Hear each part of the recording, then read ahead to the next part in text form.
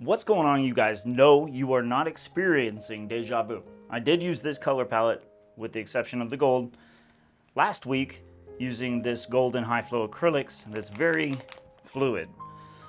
Well, today I'm not making the same mistake and using it straight out of the bottle. I added a little bit of gel medium to it, and now it is a nice 1 second trace. So I'm not taking shortcuts this time, and no more experiments. I actually want this one to succeed. So we have that fluorescent green, we have a violet, magenta, titanium white, and then the Extreme Sheen Deco Art 24 karat gold in that one. They're all mixed 2 to 3 parts pouring medium to 1 part paint, with the exception of the golden. The golden had maybe 1 part gel medium, 2 parts pouring medium, and 1 part paint. And that thickened it up just enough to where it's gonna be a good pouring experience, at least. And you might be wondering what is going on with the canvas right here. So I got an airbrush, and that was me kind of practicing with an airbrush, because I feel like if I can incorporate some airbrush work possibly into acrylic pouring, that would be awesome. So that was my childish version of trying to learn how to use the gun. All right, so we got this. We got the open cup.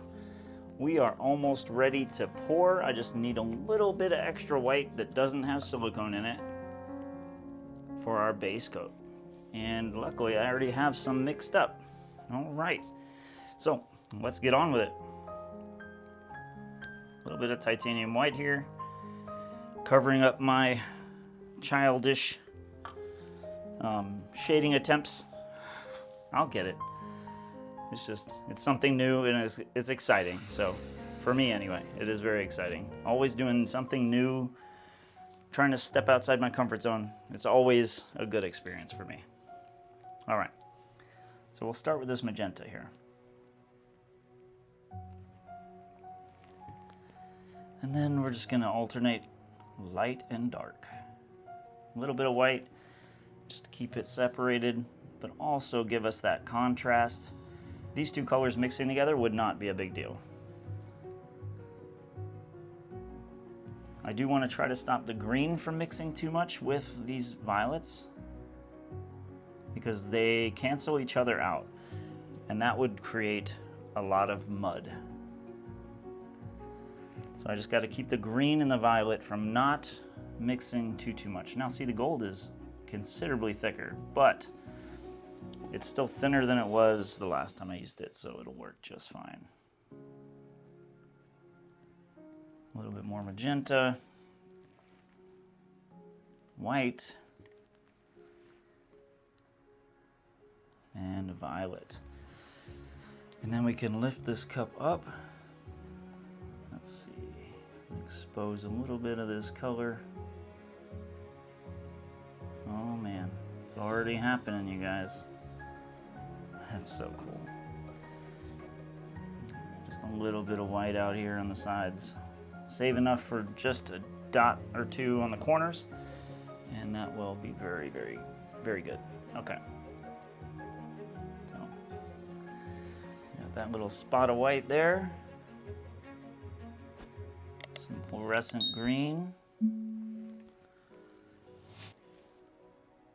And we're just doing light to dark, keeping that contrast. Also using light to dark is what gives you those bullseye cells, because you're having so many layers of color. So when the cells do pop through, they're pushing through multiple layers of different colors, and when they expand, they open up and create those beautiful multicolored cells. All right. How's everybody doing today? I'm not gonna lie, it's a little warm in the studio today. I'm over here sweating, which is okay. Could be doing this outside, I guess. That would be interesting, wouldn't it? All right, yeah. So we got some of those beautiful cells already starting to pop through.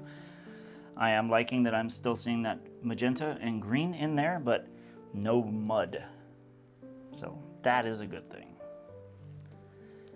And that is the next color. We're even seeing some of that gold pop through. Beautiful. All right. Some more white. I might use less and less white as we go, just because I want the layers to remain thin. This is a smaller canvas than the last time, so I'm not going to need as much paint. But the cells we're getting already are pretty cool looking. Little titanium white.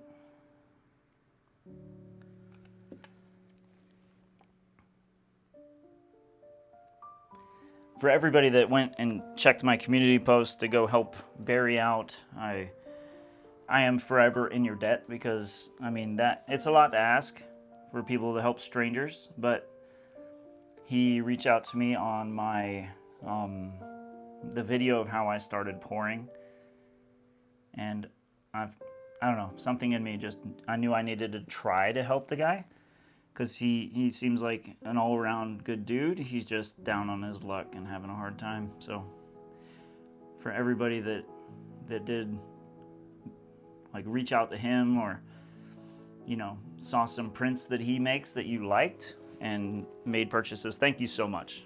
It means the world to me, and I know it means the world to him too, because he's in a really bad spot. All right, so I'm gonna take some heat to this, and we're gonna try to, well, we don't have to try very hard, do we? The cells are just punching through. Wow, okay, I like that. A lot of fluorescent green and white coming through. All right, you guys, this one's gonna work. This one's not gonna shift like crazy like the last one. Oh man, that's cool looking. That cell right there, it looks like a canoe almost, or I don't know. Some of these cells are doing some really cool things, huh? Yeah, I like that. All right, a little white.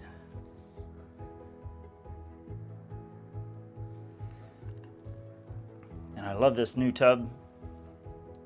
It is very awesome. And it was 10 bucks. 10 bucks at Lowe's. It's a tray for a water heater. But as you can see, like this was a 12 by 12 underneath this paint, and it will continue to dry there, and I can peel it up and use it as skins. And it's not very tall, so I can work around it without bumping it and all that. So that's very good. But $10, you can't beat that. And it keeps you from making a giant mess. Very awesome. All right, thin layers, thin layers. I think we need a little bit more gold. It's very heavy, it's very dense. So, yeah, I'm very happy with the way this is coming out so far. We're getting some of those really cool little, like, I'm gonna call them pomegranate cells. I'm not sure exactly what it is, but it's got like little speckles in it, like seeds. But they're not cells. It's just, I don't know how to describe them really. So I'm gonna call them pomegranate cells, okay? I dub thee a pomegranate cell.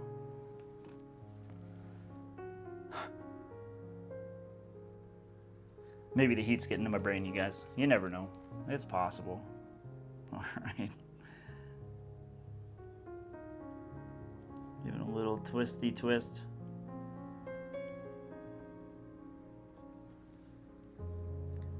It is interesting how it just scrunched all the cells up like that, but it's okay. I know we have plenty of paint, so just a little tiny spot of white there. Let's go back into our fluorescent green. And I'm gonna start limiting the white a little bit. Yeah. Magenta, which actually that was not the smartest, because the magenta and the violet are going to make that green muddy if it overmixes. And luckily for me, it's right in the middle of the canvas now because I'm almost done. So that was good. That was really good. Zero sarcasm at all. Oh man. Johnny, what are we gonna do with you, buddy? I don't know. But yeah, I'm just making the layers thinner and thinner so that the layers that flow underneath the cup and the ones in the center will be thin enough to where we can get some pretty interesting colors going on and some cell structure. And a tiny, tiny, tiny pop of white. I think this will be the last bit. And then, yeah, I might have to spin it a little harder, but I think that's okay. All right, let's release that out into the wild. Be free, little paints. See, and normally if you just pick your cup up like that, you're gonna end up with that huge spot there. I always like just taking the rim of the cup and just layering over top of it the other colors like that, and it gives something for that oil to punch through and create cells as you're just like folding the paints over each other. So before we spin, I am gonna generate some cells. These are typically the cells that grow the largest because before I stretch it, I make them with the heat. And then after we stretch, then we got all kinds of goodness going on. And you can, after you stretch, you can totally do it again and build even more cells within the cells you created first. All right, I think that should be good. It's possible. Did I have just enough white paint in this cup? Look at you, dude. Well, let me see where the weight of this paint is right now. It should be in the middle, ideally, right? All right, well, we are ready to spin it. So, pray for the painting, you guys. I'm gonna start gently so that I can have a good idea on how much do I actually have to spin it. Because I don't typically like to spin really hard if I don't need to. If I was doing like the bloom technique and the paints are way thicker, then, you know, I'm okay with that. But these paints are thin enough to where they should fairly easily get coverage. So opposite direction, about the same force. Right now I'm just keeping my eyes on that white part of the canvas, and it's being stubborn. It's covered for the most part, but it's being stubborn. All right, we got it. And give it a little look around. Yeah, there's a little bit there too, so I'll just take the stick, grab some of this excess, and just fill in that space right there. All right, you guys. Man, that gold made some really cool like cells on the outside. I know there's more gold on the inside. Where did it all go? All right, well. Oh my goodness, okay. All right, so we're just gonna go over it with the torch. I have two different torches. My other one is running out of fuel, so this one might be too, honestly, but we'll see. Oh my goodness, like a blowtorch. Okay, well that just did some insanity on that side. And in the center, yeah, we're getting tons of little tiny cells. Let's see, maybe it's too high. Yeah, it was definitely too high. Okay. Well, there we go. Got so just millions of cells, it looks like. That's crazy. Crazy. All right, let's see here, huh? There we go. I'm not gonna torch it anymore, or I risk burning it, and I don't want to burn it. So, well, we got a whole lot going on in here. Let me bring you guys down. We're gonna check it out together. Man, Fingers crossed this one dries well. All these really super tiny little cells. And that is what the torch does in basically a nutshell. We still have some swaths of color that aren't completely filled with cells, but whenever you use the torch, you're going to get a whole bunch of cells like that. And the gold, I'm sure, helped create some cells too, but that's the center that we swiped through. I like it. So here's the dry results, and I don't know, I'm just not totally blown away by this one. And that is because I'll show you in a second. I had some excess paint and dripped it onto the top of my spinner, just the foil, to create a skin.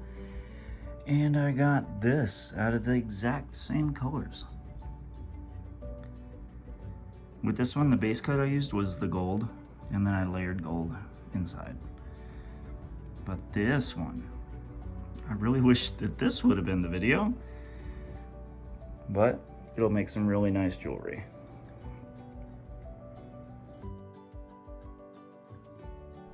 If you want to watch another video just like this, click the screen right now and I'll see you there.